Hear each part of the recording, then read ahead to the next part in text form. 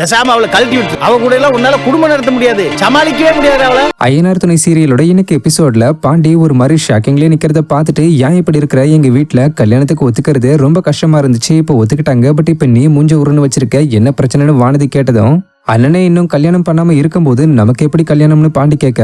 அதுல வானதி கடுப்பாகி, என்ன பாண்டி நீ உங்க அண்ணனுக்கு என்ன பொண்ணா இல்ல, அதான் பொண்ணு ரெடியா இருக்குல்ல, அப்புறம் என்ன டக்குன்னு உங்க அண்ணன் கல்யாணத்தை முடிக்க வேண்டியதுன்னு சொல்ல, அதுக்கு பாண்டி இப்பதான் அவங்க பேசி பழகவே ஆரம்பிச்சிருக்காங்க, அதுக்குள்ள எப்படி கல்யாணத்தை பத்தி எல்லாம் யோசிப்பாங்கன்னு சொல்ல, வானதி அது நம்ம பிரச்சனை இல்ல அவங்க பிரச்சனை, இனி யாருக்காகவும் நம்ம கல்யாணத்தை தள்ளி போட வேண்டிய அவசியம் இல்ல, எங்க வீட்டுல மனசு மாறுறதுக்குள்ள வந்து பொண்ணு கேளுங்க, இல்லைன்னா மனசு மாறிடுவாங்க, அதனால இப்பயே சிம்பிளா கல்யாணமும் பண்ணி முடிச்சிடலாம்னு சொன்னதும், உங்க வீட்டுல மனசு மாறிடுவாங்கன்றதுக்காகலாம் கல்யாணம் பண்ண முடியாது, எங்க வீட்லயும் பிரச்சனை இருக்கு, நீ வந்தா தங்குறதுக்கு சரியான ரூம் கூட இல்ல, எங்க வந்து தங்குவன்னு பாண்டி கேட்க, அப்ப வானதி கொஞ்ச நேரம் யோசிச்சுட்டு, ஆமா அவங்க அன்னைக்கு மட்டும் ஏன் தனி ரூமு, அவங்க பண்ணதே ஃபேக் கல்யாணம், அது மட்டும் இல்லாம அவங்க இங்க ஹாஸ்டல்ல தங்குற மாதிரி தானே இருக்காங்க, அதனால பேசாம அவங்கள எங்கேயாவது ஹாஸ்டல்ல போய் தங்கிட சொல்லு, அவங்க ரூம்ல நம்ம தங்கிடலாம்னு சொன்னதும் பாண்டி ஷாக் ஆயிட்டாப்ல. அப்புறம் வானதி அப்படி இல்லைன்னா தனி கொடுத்துன்னு போயிடலாம்னு சொல்லி பாண்டிக்கு ஷாக்குக்கு மேல ஷாக் கொடுக்க,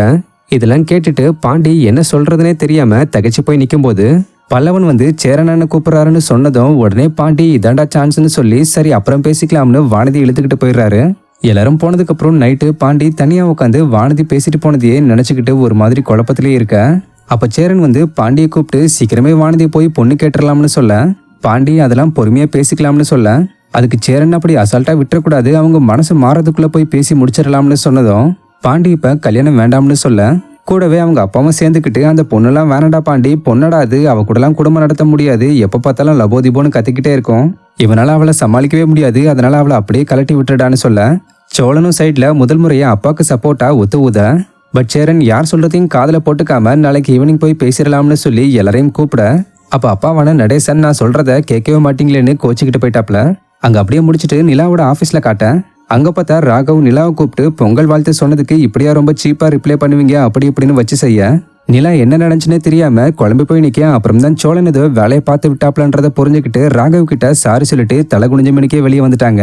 தன்னுடைய கொள்ளிக்கிட்ட வேற நல்ல வேலை கிடைச்சா பேப்பர் போட்டு போயிடுவேன்னு சொல்லி புலம்பவும் ஆரம்பிச்சிட்டாங்க. இன்னொரு பக்கம் பாண்டி தான் என்ன பண்றேன்னே தெரியாம மெக்கானிக் ஷாப்ல பைக் ஒண்ணு சரி பண்ணிக்கிட்டு இருக்க, அந்த நேரம் பார்த்து வானதியும் செம குஷியோட அங்க வந்து உட்காந்துருக்க. இதை பார்த்து பாண்டியோட கோவர்க்கர் கண்ணன் என்ன விஷயம் இவ்வளவு குஷின்னு கேட்க, அதுக்கு வானதி இன்னைக்கு ஈவினிங் பாண்டி எங்க வீட்டுக்கு பொண்ணு பார்க்க வர நாள்னு சொல்லி சந்தோஷப்பட, கண்ணனும் ஆச்சரியப்பட,